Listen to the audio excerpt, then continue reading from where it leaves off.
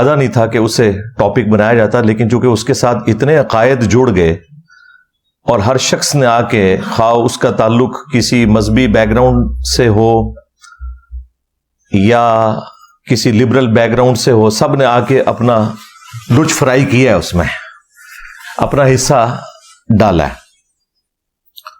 تو پھر میں نے ارادہ کیا کہ اس کو ہم ڈسکس کر لیتے ہیں. اور وہ ہمارے جو ممدوح ہیں مولانا طارق جمیل صاحب حافظہ اللہ تعالی، ان کے بیٹے کی ڈیتھ، جن کا نام عاصم جمیل تھا رحمہ اللہ تعالی، اللہ تعالیٰ ان کی مغفرت کرے، انہیں ان کے نیک کاموں کا اجر دے، برائیوں سے درگزر فرمائے، اور ان کے والد صاحب کو، طارق جمیل صاحب کو، ان کی والدہ کو، باقی رشتہ داروں کو اس صدمے کے اوپر صبر نصیب کرے اور اس صبر پر اجر عظیم عطا فرمائے. آمین. انا للہ و انا الیہ راجعون. اللہم اجرنی فی مصیبتی و اخلف لی خیرا منہا. آمین. پچھلے سنڈے کو یہ خبر شام کے وقت کہیں وائرل ہوئی. اس وقت تک ہمارا یہ پبلک سیشن تو آپ کو پتہ ہے مکمل ہو چکا تھا. مجھے یہ عشاء کے وقت پتہ چلا. ہمارے عثمان بھائی کے نمبر پہ ہمارے ایک دوست ہیں کرنل عرفان صاحب، جو ریٹائر ہو چکے ہیں، سینئر ہیں، انہوں نے کال کی اور مجھے عثمان بھائی نے کہا کہ جی یہ آپ فون سنیں. انہوں نے کہا جی کہ ان کا چونکہ بیک گراؤنڈ تبلیغی جماعت سے بھی رہا ہے، تو کہنے لگے کہ جی مولانا کے بیٹے کو کسی نے گولی مار دی ہے. جی میں نے ظاہر ہے انا للہ و انا الیہ راجعون یہی صحیح مسلم والی دعا پڑھی. اور پھر بعد میں جب سوشل میڈیا پہ اس کی ڈیٹیلز کو میں نے سرچ کیا تو ہر شخص اپنا ہی ورژن دے رہا تھا. کوئی کہہ رہا تھا کہ یہ دہشت گردوں نے حملہ کیا ہے، کسی نے کہا کہ انہوں نے اپنے حالات سے تنگ آ کر خودکشی کر لی ہے، کسی نے کہا کہ حادثاتی موت ہے. خیر، صبح کے وقت جو مولانا طارق جمیل صاحب کے بڑے بیٹے ہیں یوسف جمیل حافظہ اللہ تعالی، انہوں نے ایک ویڈیو کلپ اپنا جاری کیا.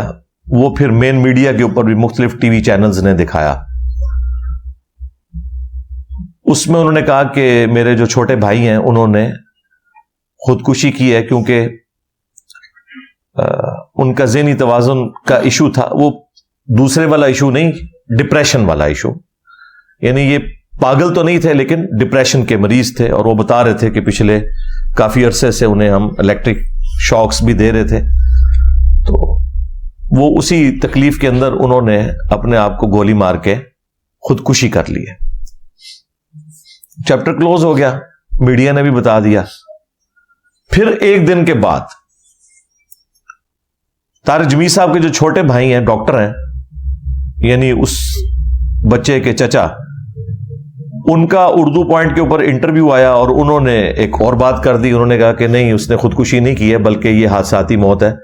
وہ پسٹل سے کھیل رہا تھا اور اسی دوران چیمبر میں ایک گولی موجود تھی جو چل گئی اور اس کی وجہ سے وہ شہید ہو گیا.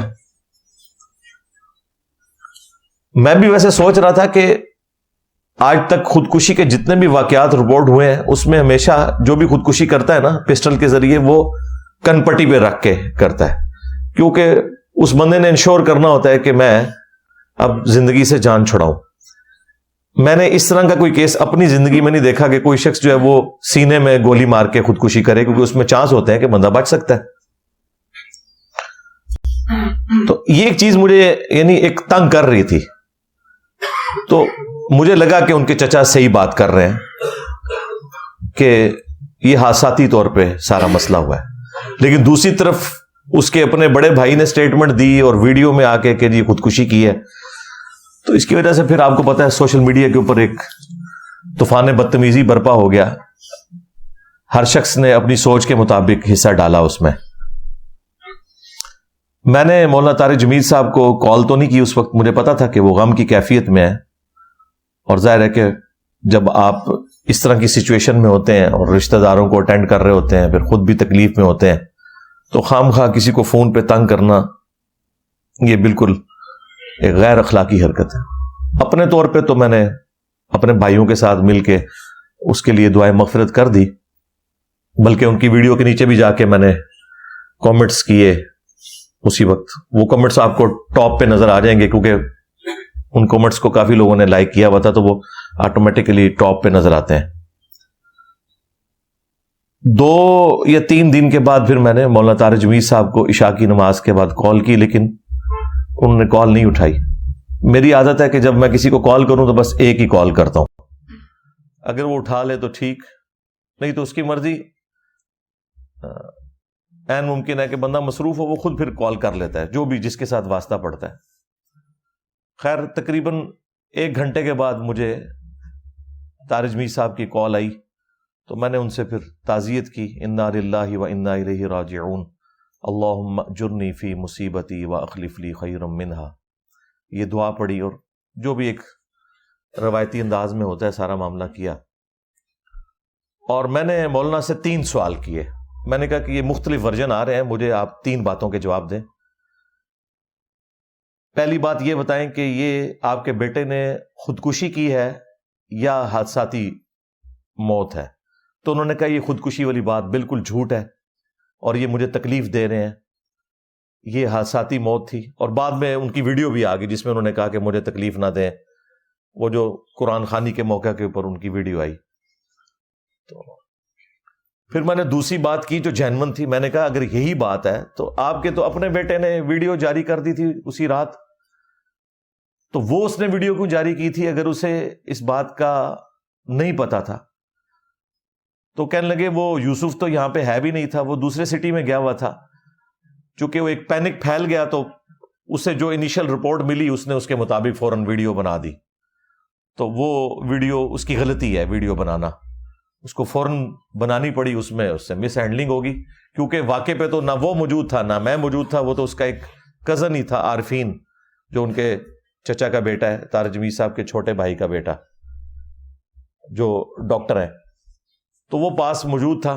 اور ایگزیکٹلی اس وقت وہ پاس موجود تھا، اس کی طرف دیکھ نہیں رہا تھا لیکن اسی پریمیسز میں موجود تھا۔ اس نے بعد میں اردو پوائنٹ کے اوپر اپنا انٹرویو بھی ریکارڈ کروایا۔ تو کہتے ہیں کہ یہ بات جو ہے نا وہ اس سے مس ہینڈلنگ ہوئی ہے۔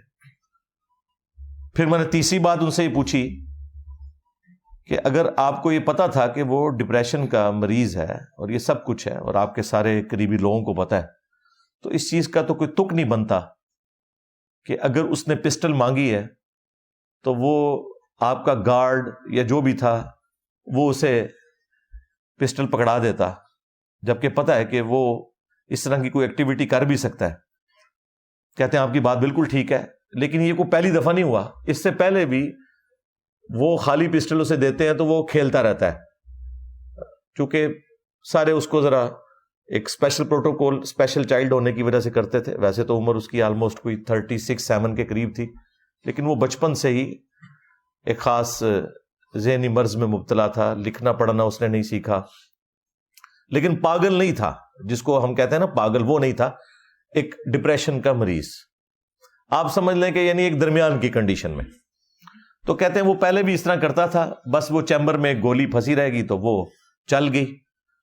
تو میں نے کہا مجھے بھی یہی لگتا ہے، اس کی وجہ یہ ہے کہ اگر اس نے یہ خودکشی کی ہوتی نا تو وہ کن پٹی پہ رکھ کے خودکشی کرتا، پھر وہ اتنے ہی اس نے زندگی کے سال اس ڈپریشن میں گزارے ہیں، ابھی آ کے اس نے خودکشی کو کرنی تھی، اسلحہ تو اس کے پاس پہلے بھی اویلیبل تھا۔ تو مجھے یہ بات یعنی ٹھیک لگی۔ اس کے باوجود اگر کوئی سمجھتا ہے کہ انہوں نے پردہ ڈالا ہے تو وہ اس کے اپنے ذہن کا ایشو ہے۔ میرے خیال ہے ہمیں گھر والوں کی بات کے اوپر رلائے کرتے ہوئے اس چیپٹر کو کلوز کر دینا چاہیے۔ یہ بڑی سخت زیادتی والی بات ہے کہ ایک گھر میں پہلے ڈیتھ ہوئی بھی ہے اور پھر ہر کوئی اس میں تباہ آزمائی کر رہا ہے، اس میں سے نکلنا کیا ہے؟ کوئی وہ پبلک اکاؤنٹ ہولڈر نہیں تھا، کوئی پاکستان کا کوئی مشہور سائنٹسٹ نہیں تھا کہ جس کی وجہ سے کوئی ملک کو اتنا نقصان ہو گیا ہے کہ ہم کہیں کہ نہیں جی پتہ لگوائیں کہ یہ خودکشی کی ہے یا حساسی طور پہ مرا ہے۔ ایک نارمل انسان تھا، ٹھیک ہے، اس کے والد کی سٹیٹمنٹ آ گئی، دیٹس اینف۔ اور پھر وہ ہاتھ جوڑ جوڑ کے کہہ رہے ہیں کہ یار اس کو ایشو نہ بنائے پلیز، میرے بچے کے اوپر یہ الزام نہ لگائیں. تو میرا خیال ہے اس کے بعد تو جو شخص بھی صاحب اولاد ہے اسے شرم کرنی چاہیے اگر وہ اس کے علاوہ کوئی اور ورژن اڈاپٹ کرتا ہے. یہ میرا اپنا پوائنٹ آف ویو ہے.